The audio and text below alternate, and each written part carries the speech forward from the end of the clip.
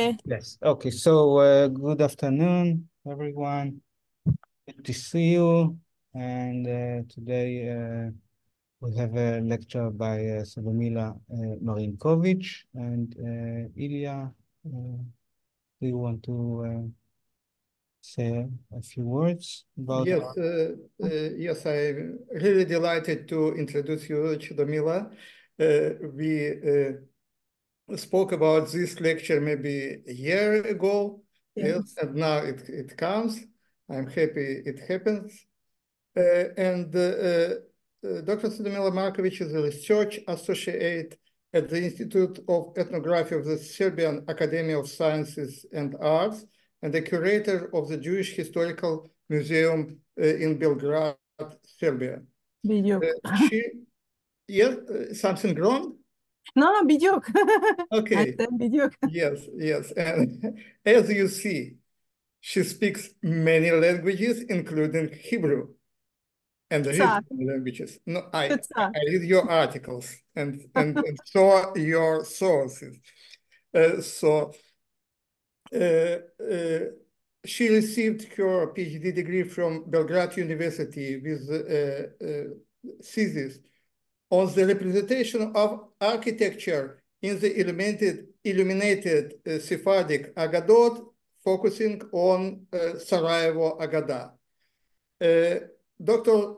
Marinković published several books, including a book on the synagogues in Vojvodina, Novi Sad, and on Jews in Belgrade, and even more, and many articles on traditional, modern, and contemporary Serbian and Jewish art.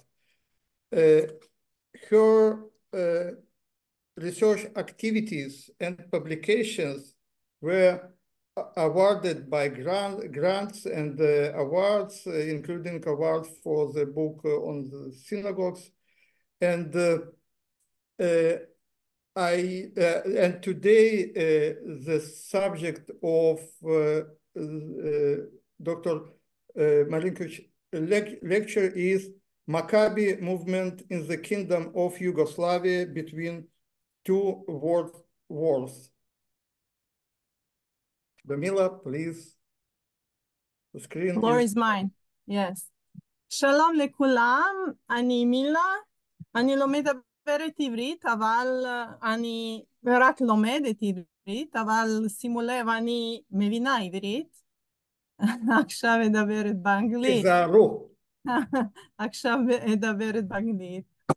I would like to take this opportunity to thank you, Professor Rodov, to invite me to this lecture, series of lecture as well, and to Dr.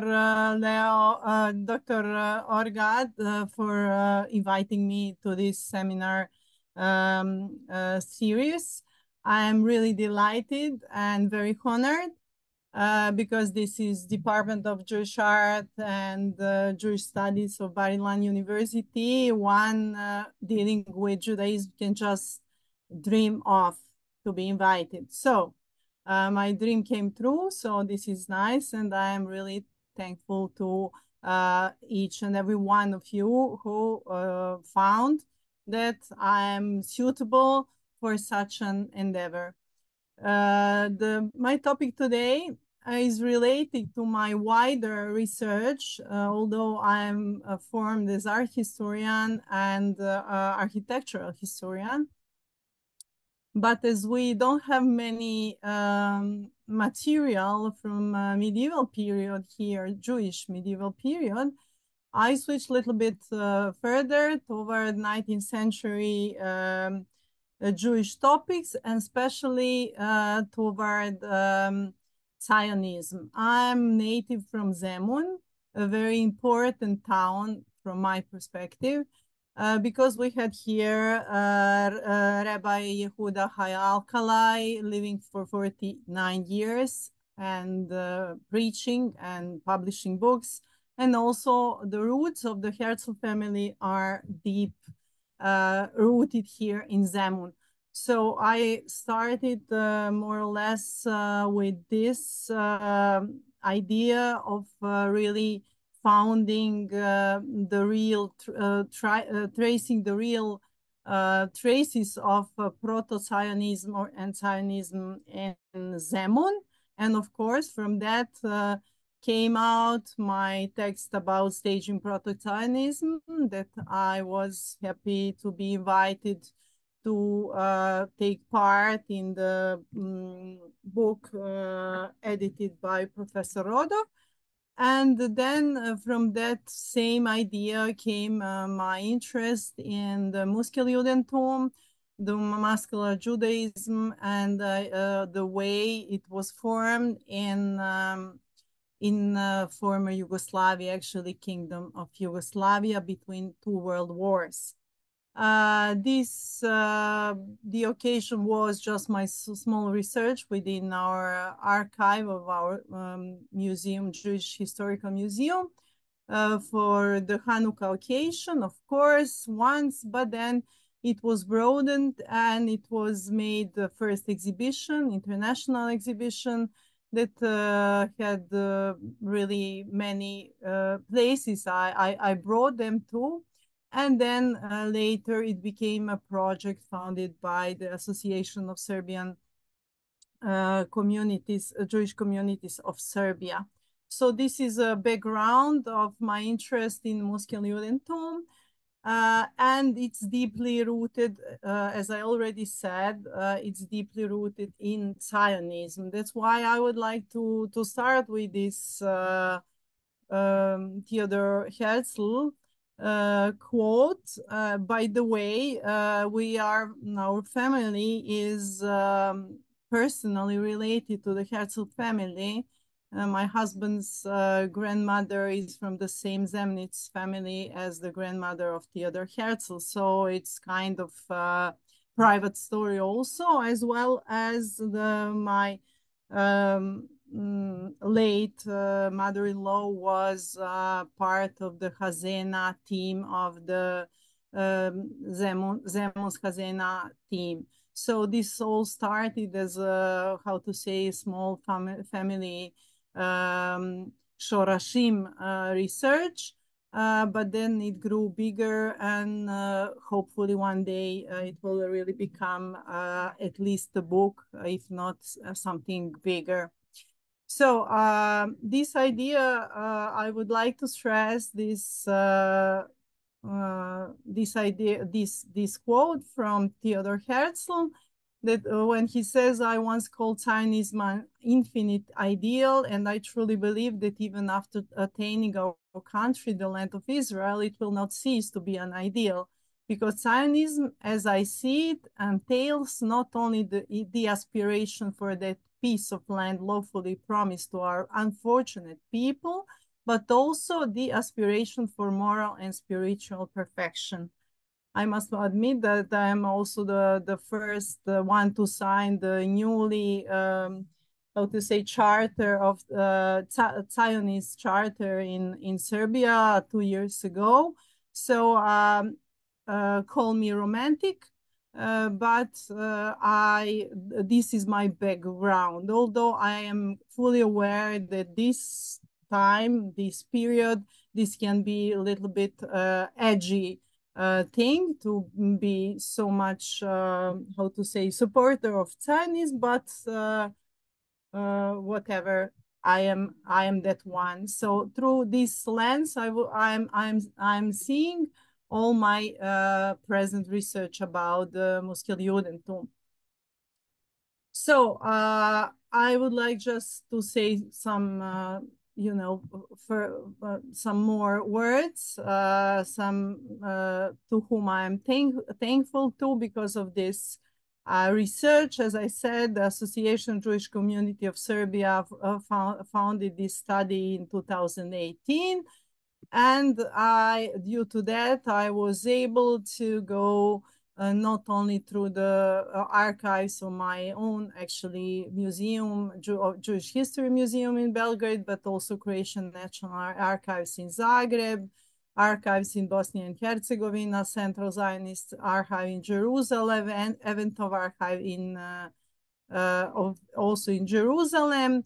Maccabi Museum in Kfar Maccabi, and the archives of local Jewish communities in Subotica, Zrenjanin, Sarajevo, and Skopje. Also, I'm extremely grateful to Professor Shaul Ladany, who generously shared all his extensive expertise on this period with me, as well as gave me the access to his personal archives, and Ronnie Dror of the Maccabi Museum, who I'm also extremely grateful for sharing his expertise with me. So these are some people that are really, I'm very grateful to for supporting me in this research.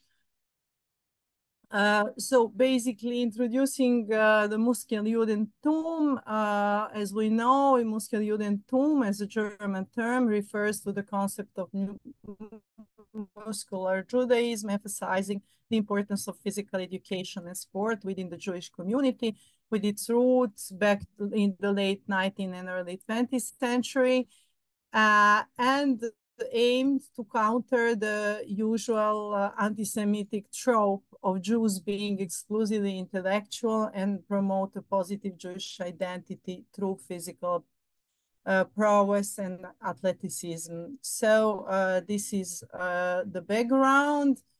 The idea was with the emergence of Zionism to go back to the Eretz Israel, and also to create the new Jew who would serve as the idealized symbol of national renewal. This is now back to my topic, because the topic is Maccabi movement in Yugoslavia between two world wars. If you go to whatever Google or whatever source of information, you wouldn't be able to find something like Yugoslavia between two world wars, because there are two periods and two different names for this state. You can see today now on the map. So the first one being the Kingdom of Serbs, Croats, and Slovens from 1918 to 1929, and then the Kingdom of Yugoslavia. But for the sake of for practical sake, it will be called Yugoslavia, land of the South Slavs. Just to be more, how to say, the quicker in what we are dealing with. But basically, this is the land that existed from 1929 to 1941, with all its Jewish communities that had around 96,000 members. Unfortunately, after the Holocaust, only the very small number survived, less than 5 to 6%. Yugoslav Jewry. So key figures of the Muscular Judentum are certainly Theodor Herzl and Dr. Max Nordau, who in his speech given during the Second Zionist Congress in Basel in August 98, stressed that this need to create the new Jew, someone who was mentally and physically capable of standing up for Zionism ideals. And this is the main idea. And of course, to fight the general opinion that, or stereotype about Jews being only thinkers. Then we have here, I won't read them all, but key dates of Maccabi movement that starts with the formation of the first gymnastic club in Istanbul, at that time Ottoman Empire, in 1895. from immigrants from Europe who were excluded from membership in similar clubs, then Shimshon Gymnastic Society in Plovdiv, Bar Kokhba in Berlin, and then later in Eretz Israel, Rishon LeZion, Petach Tikva, Jerusalem, Rosh Pina, and Haifa. In 1912, unification of these clubs gave us the Maccabi Federation for Gymnastics, and in 21, formation of Maccabi World Union. Together with that, we have a formation of Maccabi Hatzair, a youth movement with the disciplines such as scouting, camping, and practical training, because, of course, of future Aliyah to Eretz Israel. In 1933, the headquarters of Maccabi Union moved from Berlin to London, obviously because of the imminent fascism and actually Nazism. And then from 39 to 45, the work of Maccabi clubs throughout Europe was prohibited. Only in Britain and Finland they remained open. So Maccabi World Union in 21 served as a pivotal platform for Muscular Judaism globally. What is in Yugoslavia? We have already in 1913, prior to the First World War in this part of the world, the establishment of the first Maccabi club in Zagreb. And in 1925, the seat of Maccabi League for Yugoslavia is located also in Zagreb. Then we have why it's important today to speak about that, of course, because of the rising anti-Semitism and cultural integration, but also from educational point of view, it's important to understand Muscular Judentum and to provide educators and students with this specific lens through which to explore the historical, cultural, and social dimension of pre-war Jewish life identity. And this is something that I find personally very important as a scope. What we have here, it's founding of Maccabi clubs in Yugoslavia with the same ideas, establishment of Maccabi organization, I already mentioned, promotion of physical education, cultural and social impact, and of course, all this finished with the Holocaust and the total disappearance of almost all members of Maccabi movement in Yugoslavia. What we have here, we have here one artifact, very important. This is a flag of the Maccabi Zagreb organization from Eventon Archive in Jerusalem, one of the very rare that we still have. And this first Maccabi organization, which was called Jewish Gymnastic or Wrestling Club in Zagreb, that was established in 13, then again in 20, was very famous and very active. Its name changed in 1920 to Juda Maccabi. And from that time on, it was a leading club in Kingdom of Yugoslavia. And we will see that a little bit later by disciplines. I have researched in the archive, National Archive of Croatia, and found many interesting things like rules of this very club, Jewish Wrestling and Sport Club in Zagreb, Maccabi, This is full of very interesting information. Of course, on this occasion, I cannot go further in that way. This is just a kind of overlook of this topic, although every single of these, let's say, chapters can be further elaborated, and I do hope will be further elaborated in some kind of future work, my future work on it. So also the rules of Jewish sport and wrestling club Maccabi, not only in Zagreb, we had many of them all around Croatia. And this is interesting, but not only in Croatia. We would expect this type of organization to be more present in Ashkenaz surrounding, but at my greatest I would say surprise, I found them also in the places where Sephardim were majority, like in Sarajevo. So I will discuss that a little bit later.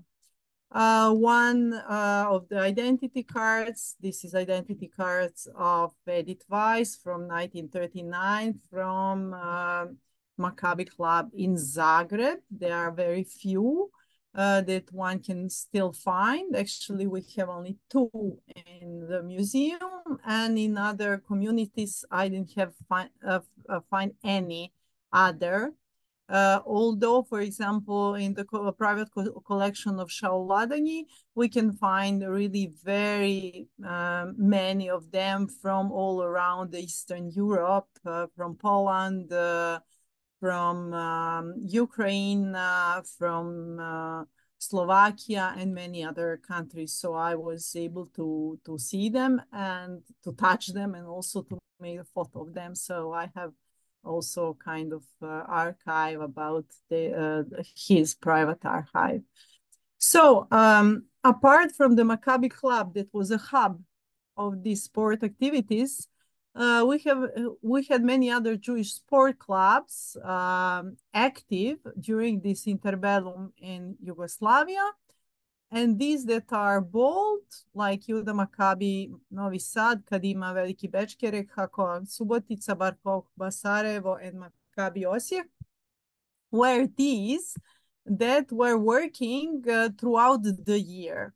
So they were just permanent and present. And to your left, you can see some of the badges from these clubs. Barkov Basarevo first to the left, then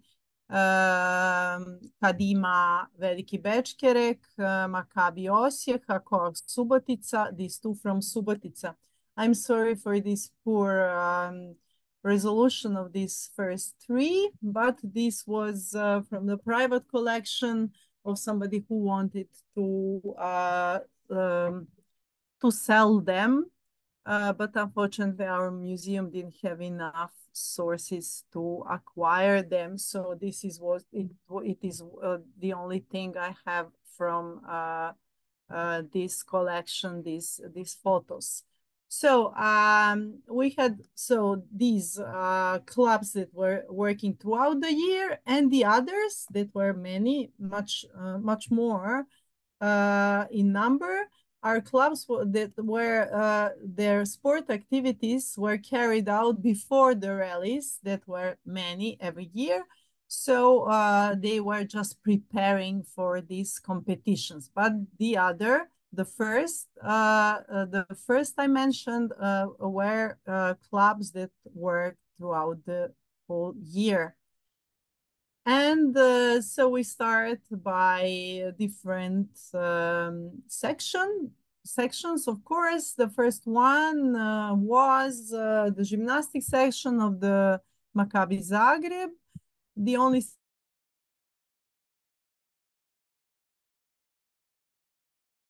of this association, this section had up to 1,000 members and of different ages, including youth, older children, school-age children, male and female members, and so-called health department for members over 60. And it was regularly performed all year long, and also on various events. So here we have some of these photos, men's gymnastics section to the left, and the sport association back.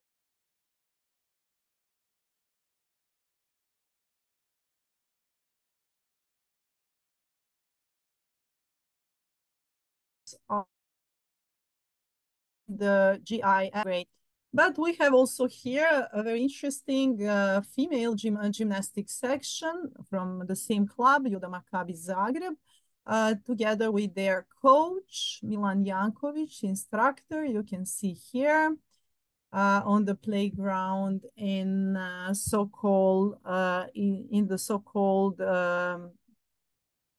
Miramarska cesta. Exists still today. Till recently, this lady, second one, was living in Zagreb, and I had this opportunity to have an interview with her some 4 years ago.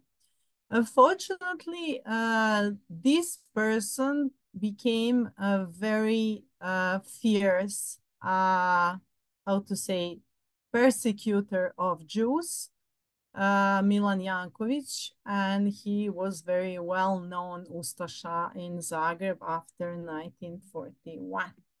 Who would expect that, but it's like that. We have here another gymnastics section with curiosity.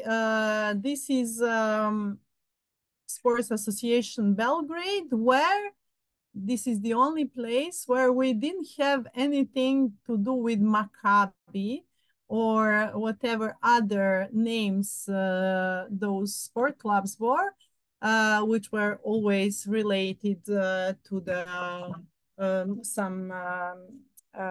some Jewish names or like Kadima, Herut, Hakoah, Hagibor. But this is the only one that bore the name, Serbian name of Dušan Silni. Why? Because of very specific situation of Jews in Serbia between the two world wars. Because after the First World War and because of the great participation and suffering in it, the Jews in Serbia were considered Serbs of Moshe's faith, of Moses' faith. So because of such integration into Serbian society and out of respect for Serbian tradition, Jewish sport clubs did not bear Jewish but Serbian names, such this one as Dušan Silni. Then we have another section, very important. This is Hazena.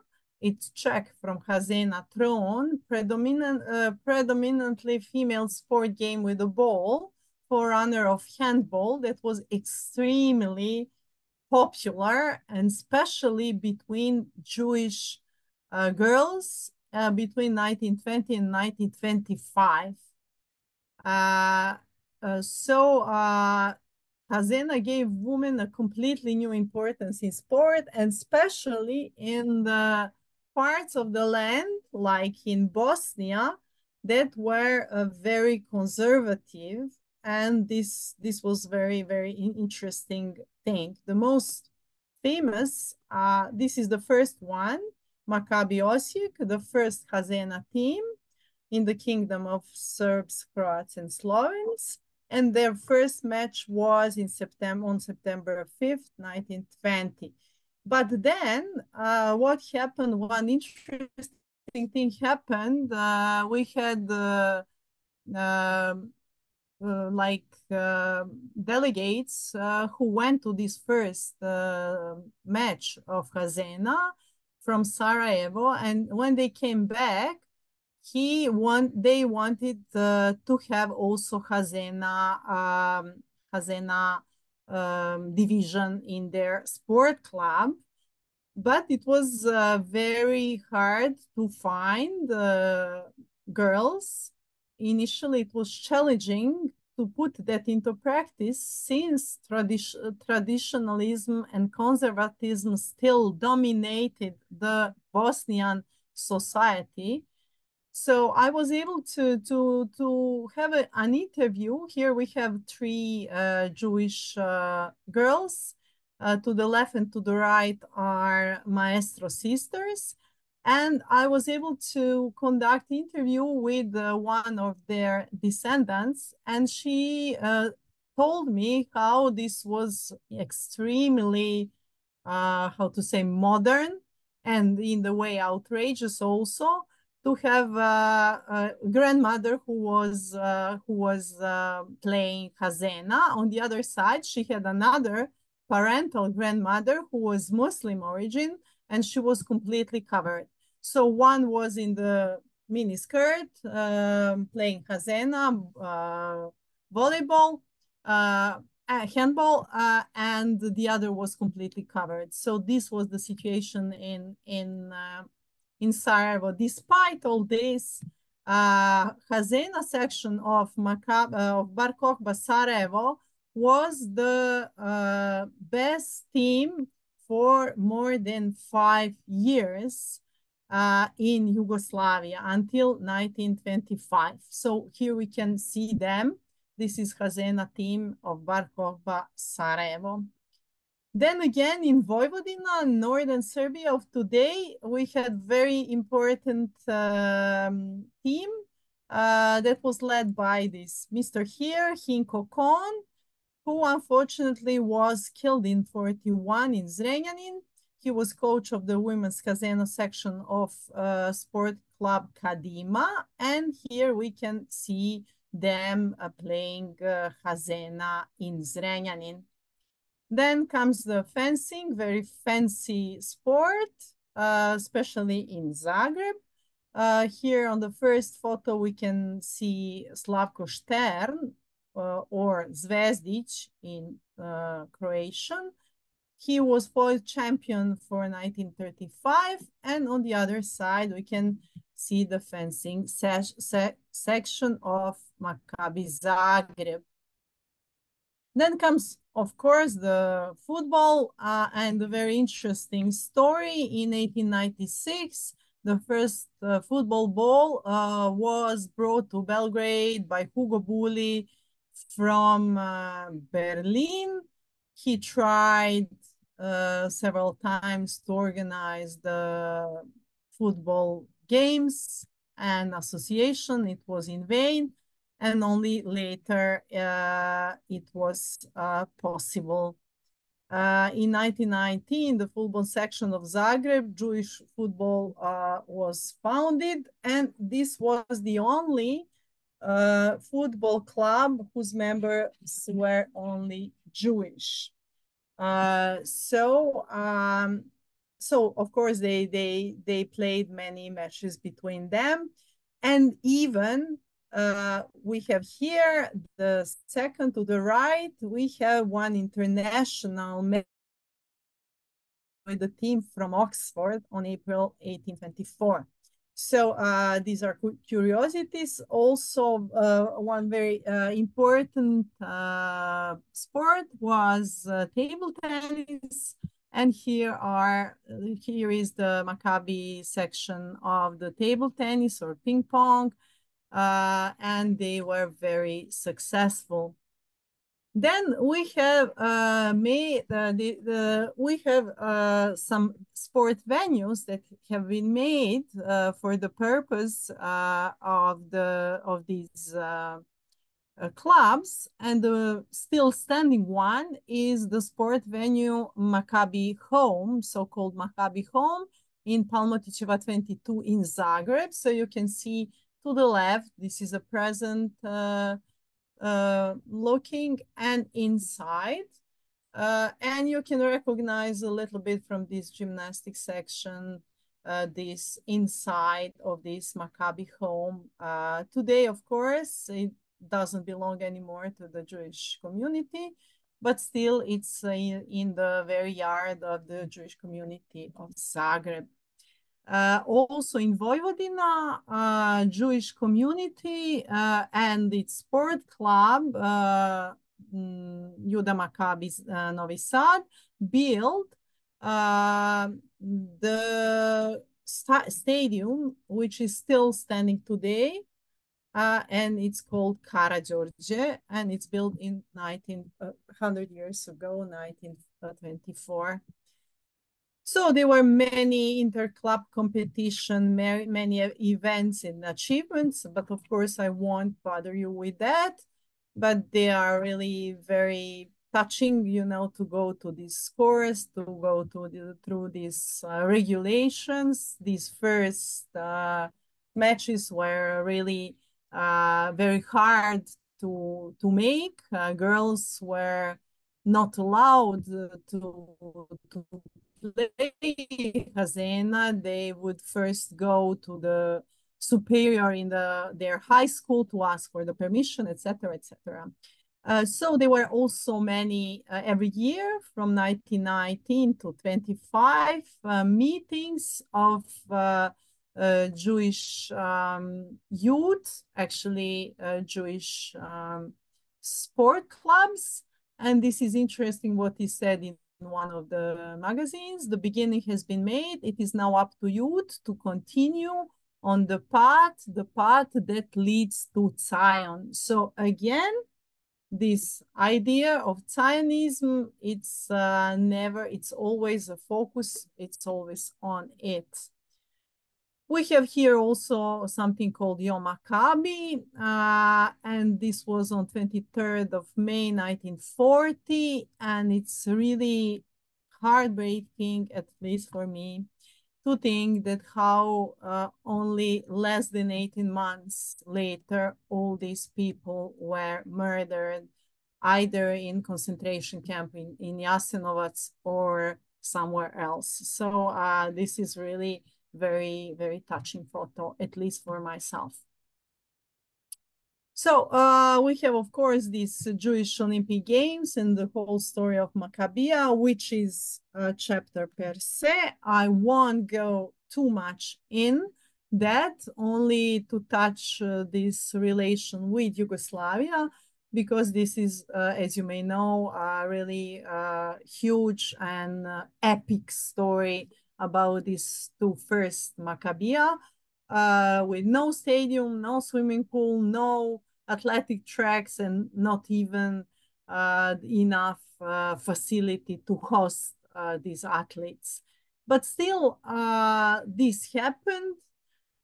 This happened twice. First, these are some key dates of Maccabia, but I suppose you know them all. Josef Jakuteli creates the concept of World Olympics for Jewish, which is still the second biggest sport competition in the world after Olympic Games.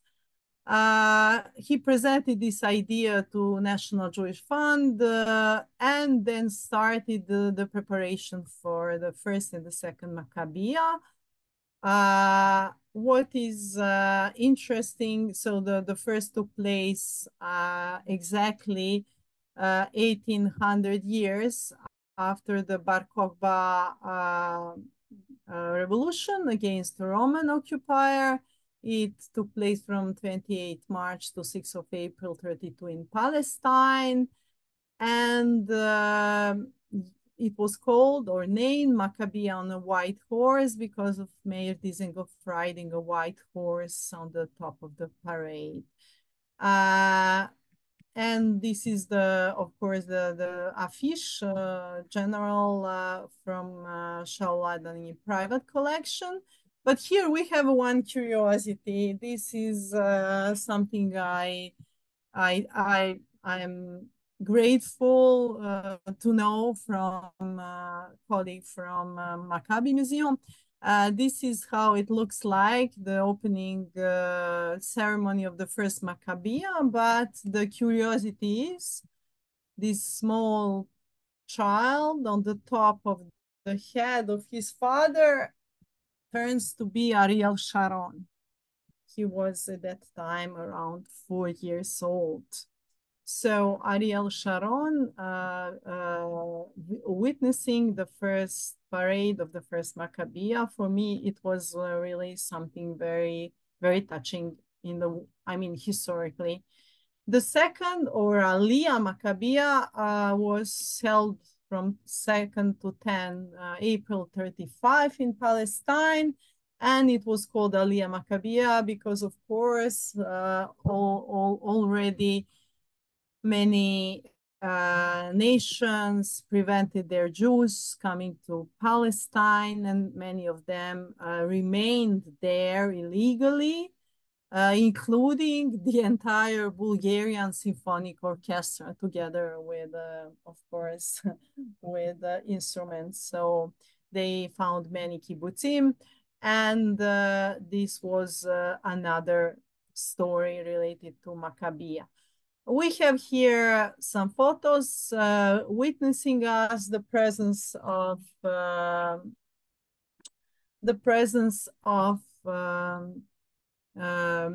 Maccabi clubs from Yugoslavia in first Maccabiya. So this is delegation of Maccabi Zagreb. Of course, we know how they came by boat from Sušak, even how much it costs, but this is another, as I said, chapter. This is delegation of Maccabi Zagreb, participants in national costumes. This is still the first Maccabiya in 1932. So they took part already from the very beginning, from the first Maccabiya.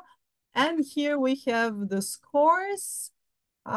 So track and field medals, gymnastic, and Stern or Zvezdic in fencing. Then comes the second one, the so-called Aliyah Maccabiya and members of Maccabi Zagreb. Again, this time it's a little bit more prepared, everything, at least there are stadiums and tracks and swimming pool, not swimming in Haifa in sea like in the first one. Here is the group portrait and also return of the Maccabi Zagreb, obviously with the boat to Sušak. And then these are the scores of second Maccabiya. So we have here Yugoslavia, less than in the first is gymnastics and fencing. And then we have this epic story, the most epic of all epic stories, I think really Hollywood one, about how these Maccabiya were announced around the world, in the world without internet, television, and with very few telephones, certainly without mobile or smartphones. This was this epic motorcyclist team that went on 2 tours throughout Europe. So this is the route of the first motorcycle motorcade with all the, so they started from Tel Aviv, Istanbul, Bucharest, and then this eastern part of Poland, Slovakia, Germany, till Antwerp. And this is the photo of these first 6 of them. But then again, next year, 1931, they made even the more epic journey, making 9,375 kilometers from Tel Aviv even to Glasgow in Scotland, announcing the upcoming Maccabiya in 1932. At that time, we have a connection with our topic. These are the 7 people that were in Belgrade on 3rd July 1931, and it was recorded in our museum, Belgrade Museum. We have original photo of this motorcyclist team that came, that passed by even through Belgrade. So this wasn't the only, activity of Maccabi clubs. They were issuing magazines. They were taking part in many celebrations, including, of course, first Hanukkah. So everything finished because I'm supposed also to finish soon.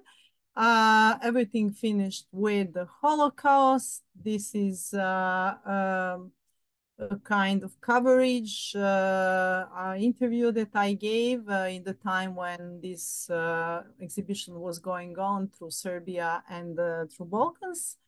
Pazena was wiped out by the Holocaust. This is the title of this coverage, and how Holocaust stopped all this huge activity of Maccabi clubs, basically in Đakovo concentration camp, but also in many other places. So there are some sources, some videos that one can, of course, check from Israel National Archive about the first and the second Maccabiya. And yeah, that's it all for me. I would like to thank you for your patience, and I'm patiently waiting for your questions, because Jews without questions are not Jews.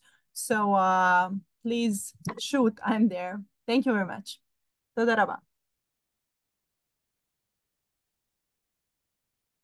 Thank you very much. The Jews with answers are not Jews, maybe.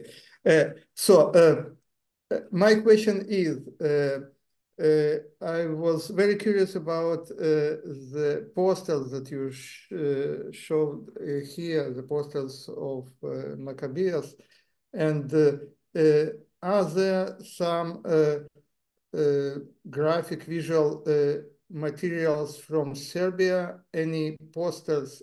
This kind, yes, this kind of posters.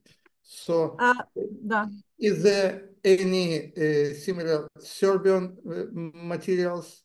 No, I didn't find any. So what I just showed to you is more or less everything we have from or about Maccabi movement.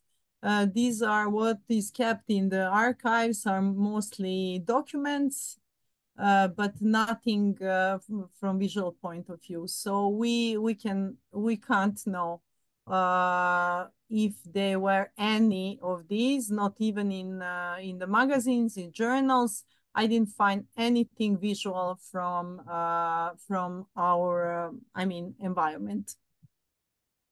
Thank you very much. Welcome. May I have a question? Yes, please. Thank you. So could you please tell more about the role of fencing? Why it was so important in this region? Somehow it's, if I may say like that, but that's how I see it. It's a little bit cultural thing because it's more Ashkenaz surrounding, and Ashkenazim were a little bit more leaning toward the fencing, if I may generalize in that way.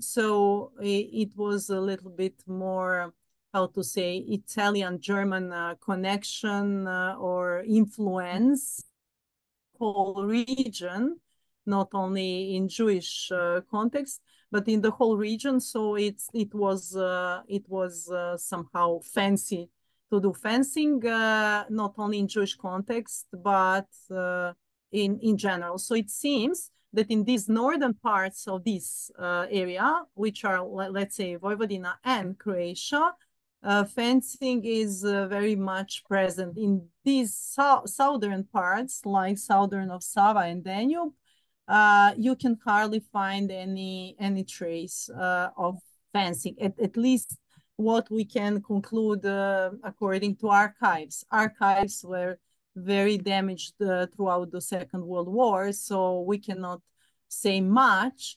But as we can see now from this material we have, that fencing you cannot find south of Sava and Danube rivers. So it's more cultural, like Ashkenaz thing. If I can make this type of general conclusion, but it seems like that. The only thing that passed this barrier towards south was Hazena, but also we have to keep in mind that Sarajevo was in certain moment of history under Austrians also. So it wasn't only Ottoman Empire, but it was also under Austrians. So it can come. It was able to come like that. I mean, you should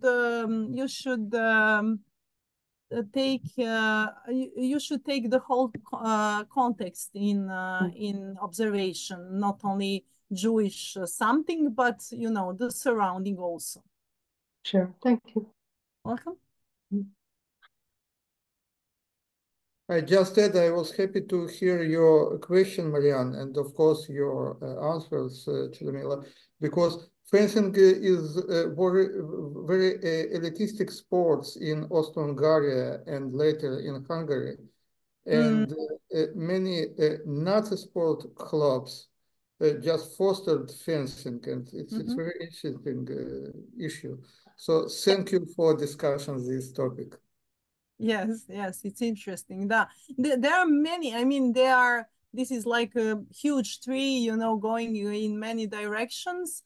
But I just I wanted just to outline some of these topics, and of course many things should be elaborate more, and especially in the wider context, like this one, like wider context of the society where Jews are minority, like Croatian society, like what is Croatian society between two world wars, what is the influence of Austro-Hungarian, what is Austro-Hungarian influence, etc., etc. So there are many things one should be really very aware of, and it's very complex. You cannot just say it's like that or that. You should really just take in consideration many things before having at least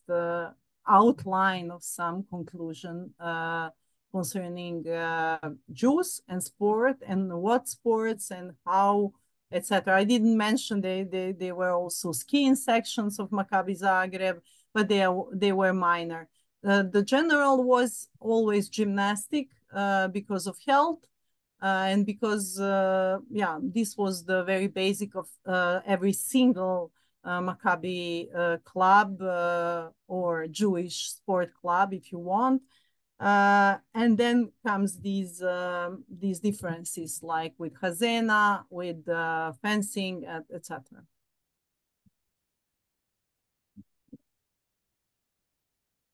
No. Thank you. Yes. Thank you for a fascinating talk.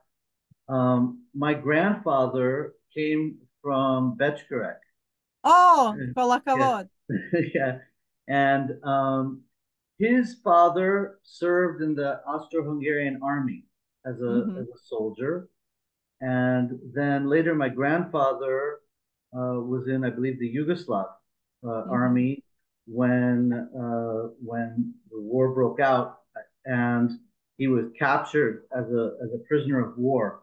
So this saved his life. Yes, and it saved his life, exactly. And yeah, there's a whole interesting story. Then he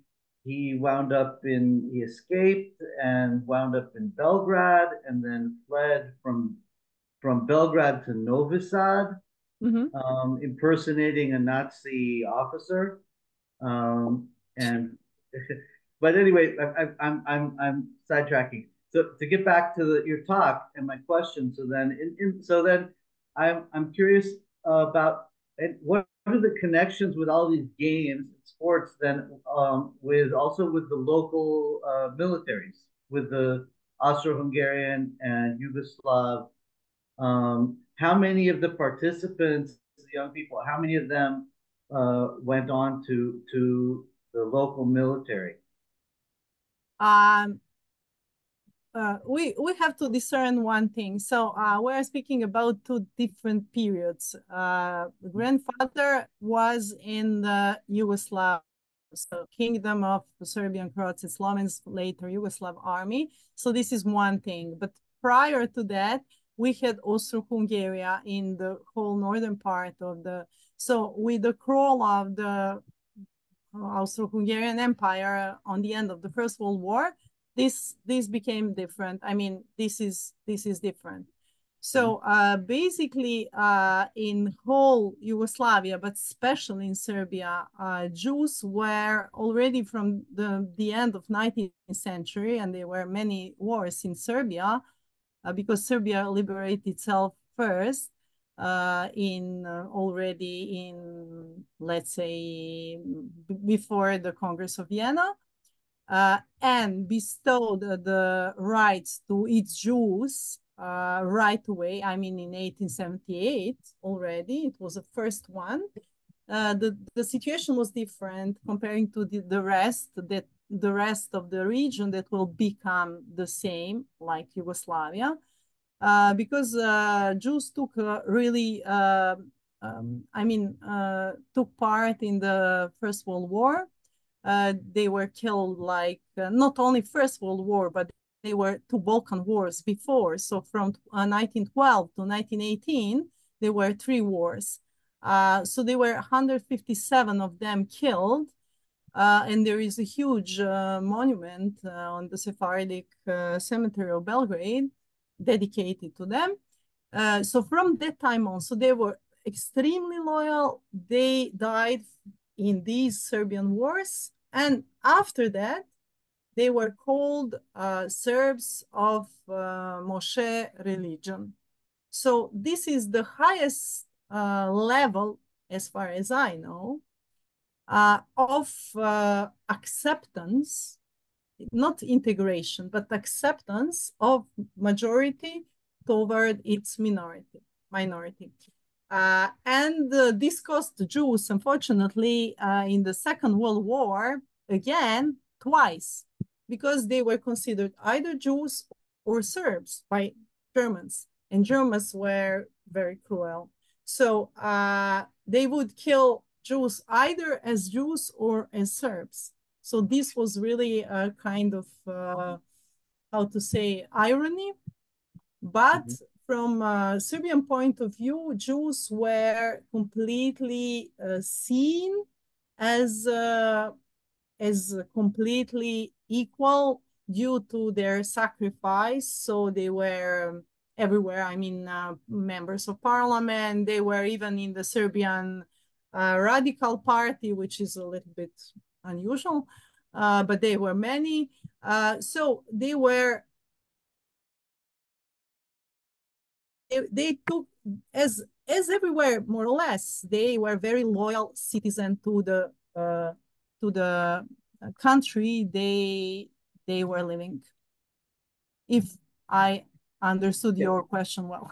Yeah, but my question more specifically was what connection is there with these Maccabi games also? Because so on the one hand, the games are always associated with local military, but on the other hand, and like leading into military service in a sense that like a lot of the participants will go on.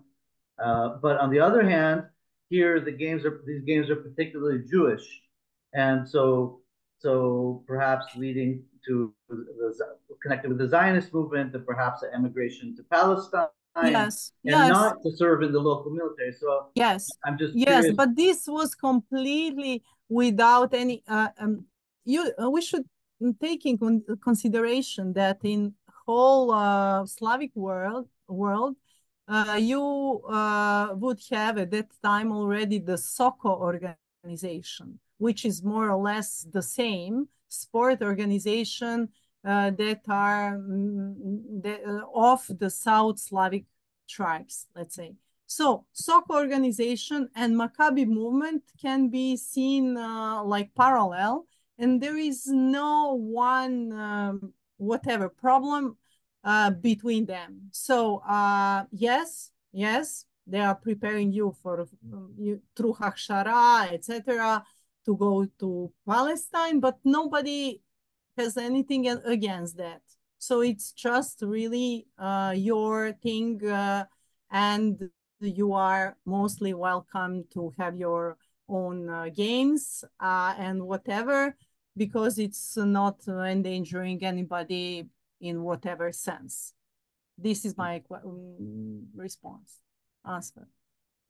Interesting. Thank you. Yeah. Welcome. So maybe it will be more appropriate for me to speak about synagogues because I'm an architectural historian, but okay, my Zionist ideals brought me there. So maybe next time I will speak about...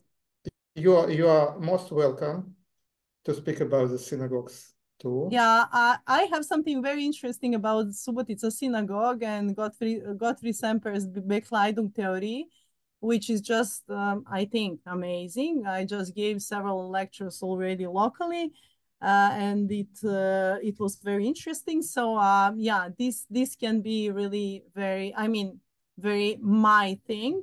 This is a little bit of a beaten path of my art historical curricula, but okay.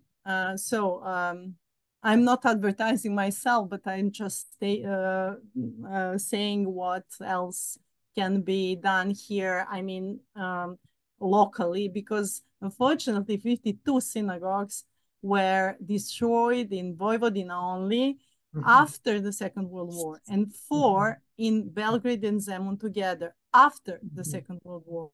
Okay, they were a little bit damaged, etc., but after the Second World War. So it's a huge loss. And all I'm doing, and I'm guiding tours and doing many lectures. I have my own NGO called Rimon, and I'm doing many things to somehow to maintain the memory of this whole legacy, Jewish legacy, that's unfortunately not existing anymore, except the synagogue in Zemun that is Stek Lavan house, unfortunately. So it's not synagogue anymore, but a restaurant. But okay, I'm trying to preserve this this how to say legacy of Belgrade and Zemun, especially in proto-Zionism, in Zionism, in what is remained of this once huge Jewish cultural life. Wonderful, and indeed, all the issues concerning the Jewish legacy in Yugoslavia are understudied areas still. And Indeed. We have several contributions, your research, and the research of our dear colleague, Professor Miriam Reiner, who is traveling now with us in Prague and was just unable to connect us because unfortunately, because we are from the same faculty, yes. We know each other, and yeah, we are just from the same area. Yes, I hope we will be happy to host your another lecture on synagogues, and you will remember that we are also the home of Ars Judaica, so you are welcome to, yes, you are welcome to submit your new research to Ars Judaica as well. Yes, thank you very much. This is a huge honor, really, because Ars Judaica is a keystone of the publishing about Jewish art. So this is a huge honor. Thank you very much, and I'm looking forward to write something about this. As I said, Bekleidungstheorie and the synagogue, newly renovated, by the way, synagogue of Subotica. I gave already many lectures around the world, including Istanbul last time. Can you imagine giving a lecture about Subotica synagogue in Istanbul? But still, it was great and greatly accepted. And yes, I'm looking forward for that, but who knows for many other things. I have published one small book about Jews in Belgrade, and I would like to send it to you for your library. It's just very basic.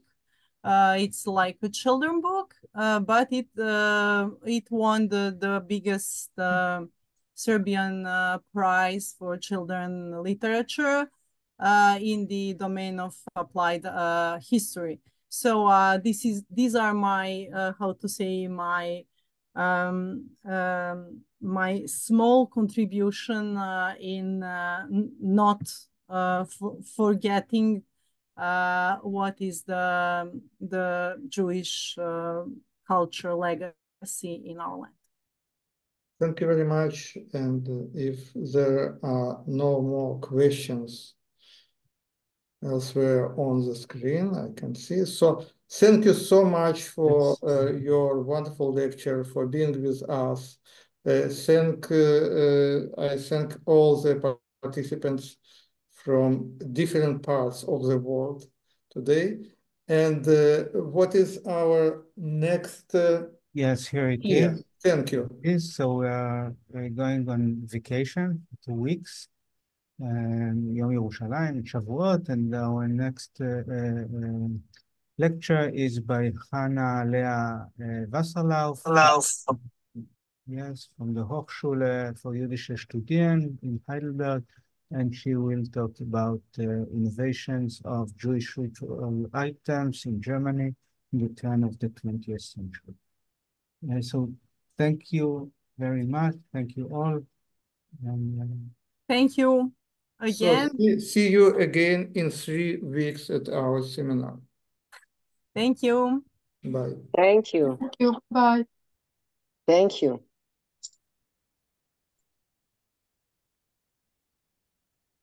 Fantastic. Thank you very much. You are most welcome. If you have anything locally, please don't hesitate to address me. Okay. And if you come in this area, I would be more than happy to guide you through Zrenjanin or Fantastic. Bečki. I've never visited the area yet, but I hope So that you should. So you should. I'm also the tour guide, so you are welcome to come. Fantastic.